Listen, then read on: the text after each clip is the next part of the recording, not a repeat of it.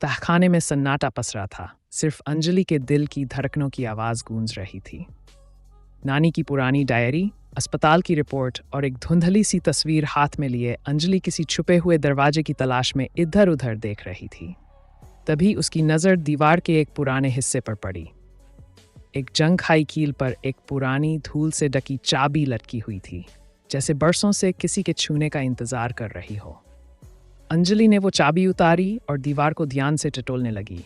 एक जगह उसे दीवार थोड़ी अलग सी लगी, जैसे वहां कुछ छुपा हो।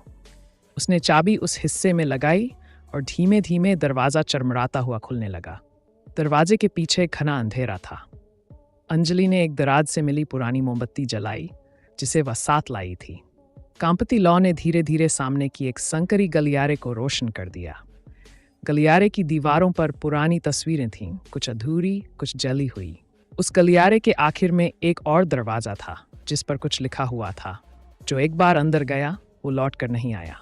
अंजलि की सांसें थम गई, लेकिन वो पीछे नहीं हटी। वो आगे बढ़ी और दरवाजे को हल्के से धक्का दिया। दरवाजा ची ची करता हुआ खुल गया। अंदर एक वीरान कमरा था। जमीन पर एक पुरानी गुड़िया रखी थी, बिल्कुल वही गुड़िया जो उसने पायल की बचपन की तस्वीर में देखी थी। पायल, अंजलि की आवाज़ कमरे में गूंज गई, जैसे किसी को पुकार रही हो। तभी कोने से एक बहुत धीमी बुझी बुझी आवाज़ आई, क्या तुम अंजलि हो? अंजलि चौंक कर पलटी।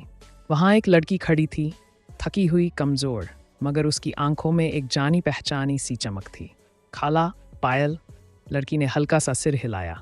मैं यहीं थी, जहाँ सबने मुझे भुला दिया। वक्त थम गया, लेकिन मैं नहीं गई। अंजलि की आंखें नम हो गई। वो दौड़कर पायल से लिपट गई। पायल की आंखों में जैसे चैन उतर आया हो। तुमने दरवाज़ा खोला और मुझे ढूंढ लिया। कमरे में रोशनी फैलने लगी, जैसे किसी ने अंधेरे पर जीत पा ली हो।